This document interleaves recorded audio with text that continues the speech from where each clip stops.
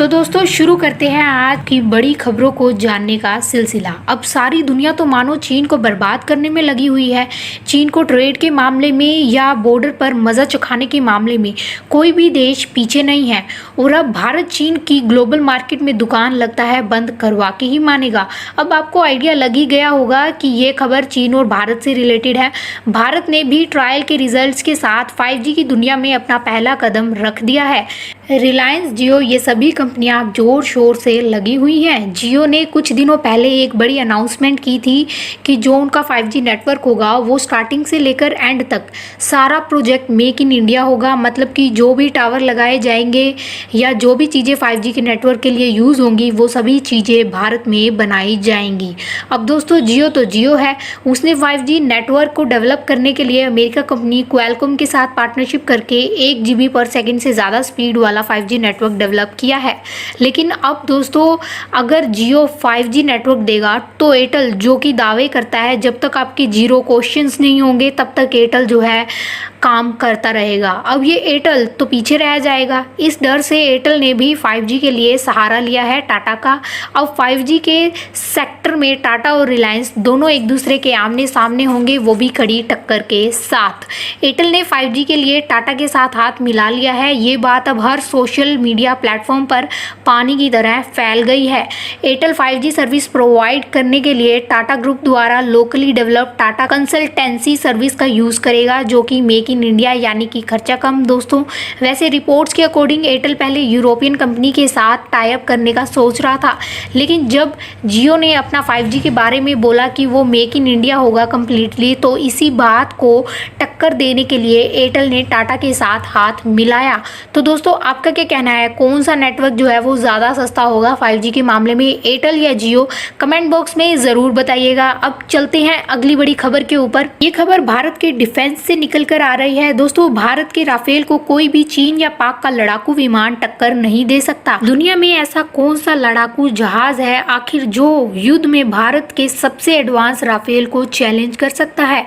और आपको जानकर हैरानी होगी कि खुद अमेरिका का F-35 भी भारत के राफेल को युद्ध में चुनौती नहीं दे सकता, लेकिन अमेरिका का F-15EX लड़ाकू जहाज भारत के राफेल को युद्ध में चुनौती दे सकता है। और उसके बाद रूस का सुखोई 57 भी युद्ध में राफेल को टक्कर देने की क्षमता रखता है।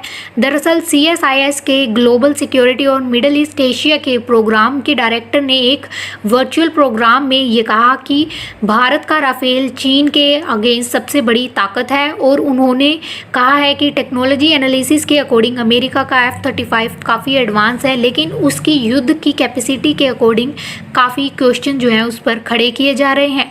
जॉन बी अल्टर का मानना है कि अमेरिका बोइंग कंपनी का F-15EX अमेरिकी वायुसेना की सबसे बड़ी पहचान बनता जा रहा है और भारत के लिए भी एक अच्छा चैलेंज बनेगा, बिकॉज ये भारत के सबसे बढ़िया फाइटर जेट को टक्कर दे सकता है। हालांकि उनका रूस के सुखोई 57 के लिए मानना है कि अमेरिका F-35 में की गई गलतियों से रूस ने काफ़ी सीख ली है, क्योंकि F-35 की टेक्नोलॉजी ही अमेरिका के लिए एक चुनौती बन गया था, जबकि रूस ने अपनी एडवांस टेक्नोलॉजी को सुखोई 57 के लिए समस्या नहीं बनने दिया। ऐसे में रूस का सुखोई 57 दुनिया के सभी फाइटर जेट को टक्कर देने में क्षमता रखता है।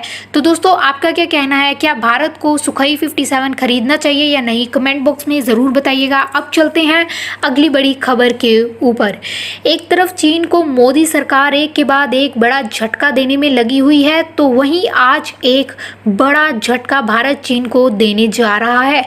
दोस्तों सैमसंग कंपनी ने चीन को जोरदार झटका देते हुए ऐलान किया है कि वो भारत में डिस्प्ले मैन्युफैक्चरिंग यूनिट लगाएगा।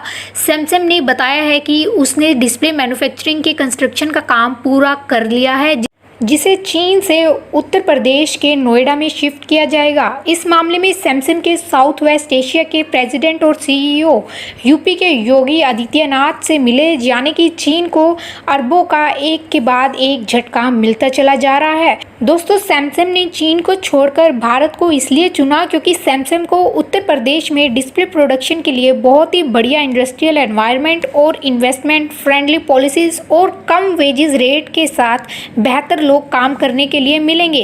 ऐसे में सैमसंग ने डिस्प्ले यूनिट को चीन से भारत शिफ्ट करने का डिसीजन लिया है। सैमसंग के भारत आने पर उत्तर प्रदेश को मैन्युफैक्चरिंग हब बनाने में काफ़ी मदद होगी और साथ ही साथ हमारे युवाओं को एम्प्लॉयमेंट मिलेगा और साथ ही नोएडा में ये सैमसंग की display unit make in India का एक क्लासिक एग्जाम्पल भी बनेगी।